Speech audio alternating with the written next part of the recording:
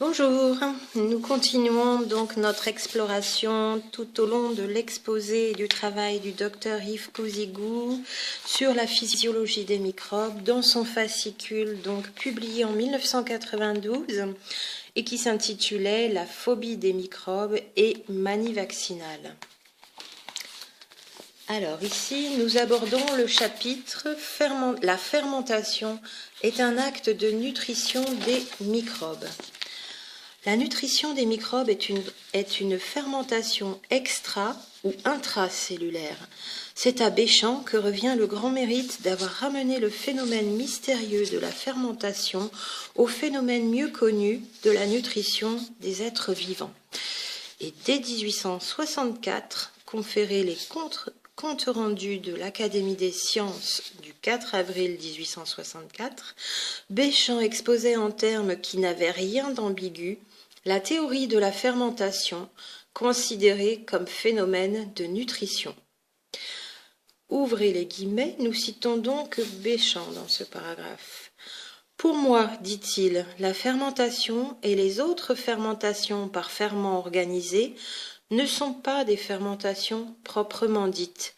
Ce sont des actes de nutrition, c'est-à-dire de digestion, d'assimilation, de respiration, de désassimilation. La levure transforme d'abord hors d'elle-même le sucre de canne en glucose par le moyen d'un produit qu'elle contient, tout formé dans son organisme et que je nomme zymase. C'est la digestion. Elle absorbe ensuite le glucose et s'en nourrit. Elle assimile, se multiplie, s'accroît et désassimile. Elle assimile, c'est-à-dire qu'une portion de la matière fermentescible modifiée fait momentanément ou définitivement partie de son être et sert à son accroissement et à sa vie. Elle désassimile, c'est-à-dire qu'elle rejette au dehors les parties usées de ses tissus sous la forme des composés qui sont les produits de la fermentation. Pasteur, contrairement à ce que l'on enseigne, n'a pas compris aussi vite ni aussi bien que Béchamp la nature essentielle de la fermentation, et vers 1872, il faisait encore les restrictions suivantes.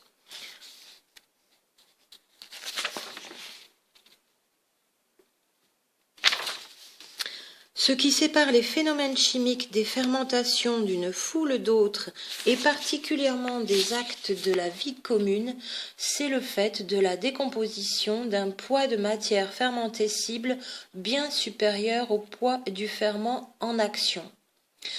Ici, nous citions donc Pasteur et la restriction qu'il émettait.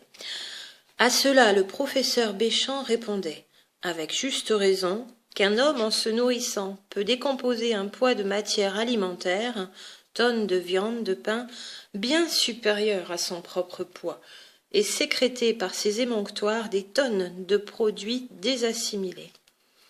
Comme le faisait remarquer Béchamp, le ferment pour Pasteur est un être vivant, mais d'une nature à part, ne digérant ni ne se nourrissant et décomposant le sucre ou tout autre principe immédiat en vertu de la qualité occulte qu'il possède d'être ferment. Une preuve supplémentaire que Pasteur n'a vraiment pas compris la question de la fermentation est que dans son livre « Examen critique d'un écrit posthume de Claude Bernard sur la fermentation », il écrivait encore plus tard « La question du ferment soluble est tranchée. Il n'existe pas. Bernard s'est fait illusion. » C'était une citation donc de Louis Pasteur. Cette affirmation a prioriste se trouvait infirmée par l'allemand Büchner qui, en 1897, confirma l'existence de la zymase ou ferment soluble découvert par Béchamp en 1864. La fermentation n'est donc que la nutrition d'un être microbien et la zymase, ferment soluble, est sécrétée comme produit physiologique par la levure, la moisissure ou la cellule pour transformer sa nourriture, comme notre appareil digestif sécrète des sucs digestifs pour transformer nos aliments dans notre canal intestinal. Les êtres les plus petits se nourrissent comme les autres, précise Béchamp. C'est donc le début de sa citation ici. Les êtres les plus petits se nourrissent comme les autres, précise Béchamp, et la fermentation n'est que leur nutrition. Les microzymas ne sont pas des ferments dans le sens vulgaire du mot, et l'histologie pourrait les nommer microcytes, car ils sont les plus petits éléments anatomiques.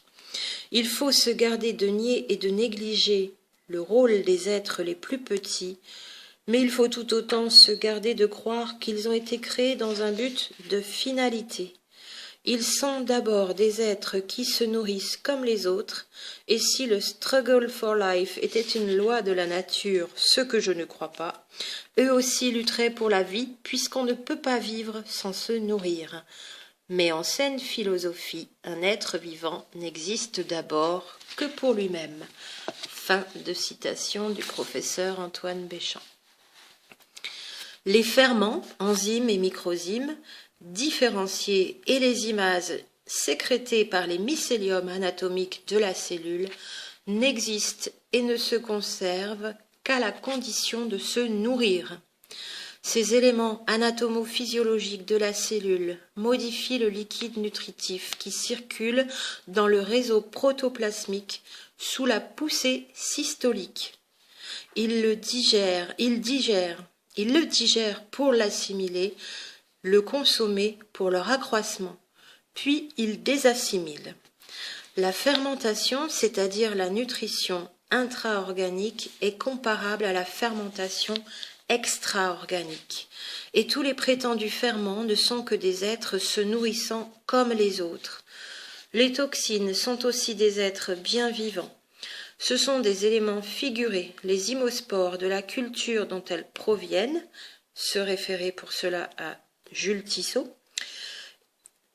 Et Taxis, dès 1885, avait démontré que les microphytes, moisissures, peuvent même prendre la vie latente sous la forme vivante cristalloïde, ce que l'on appelle de nos jours ADN virus-protéines semble confirmer la découverte de Taxis due à son prodigieux microscope.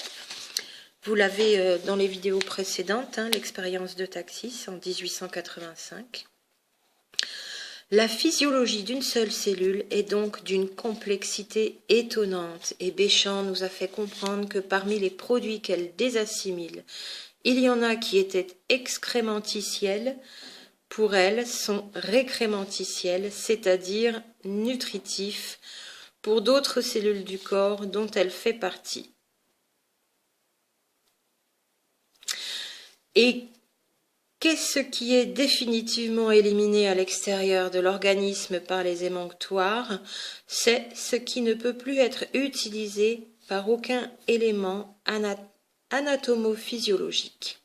Tissus, cellules, mycélium, bactéries, mitochondries, enzymes, microzymes, microsomes, imases, virus-gènes, virus-protéines, cristalloïdes, intracellulaires, etc. de l'être vivant, ce qui ne peut plus être utilisé de l'être vivant. Donc. Dans cette théorie exposée par Béchamp, la fonction nutritive est capitale. Elle rend les éléments anatomiques solidaires les uns des autres.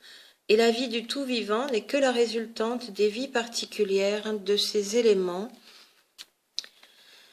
qui se trouvent par rapport aux liquides humoraux qui les baignent dans une situation comparable à celle de la levure de bière par rapport au milieu nutritif sucré où elle se trouve. Le fonctionnement régulier de toute cellule et de tout microbe anatomique est nécessaire au fonctionnement régulier de toutes les autres cellules et tous les autres microcytes. S'il survient dans un tissu quelque changement fonctionnel déterminant quelque modification dans la composition des matériaux nutritifs que ce tissu fournit aux autres tissus, ces derniers souffriront également parce que des changements correspondants s'y produiront à la longue. Selon la doctrine philosophique du grand Bichat, la maladie n'est que la nouvelle manière d'être de l'élément anatomique et la vie est l'ensemble des fonctions qui résistent à la mort. Béchamp ajoutait « et auparavant à la maladie », tout en précisant ce qui suit. Nous citons ici Béchamp pour terminer cet exposé. Mais c'est là, en somme, la doctrine que nous professions, Estor et moi, dès 1870. Et je n'hésite pas à reproduire ce passage de ma communication de la même année.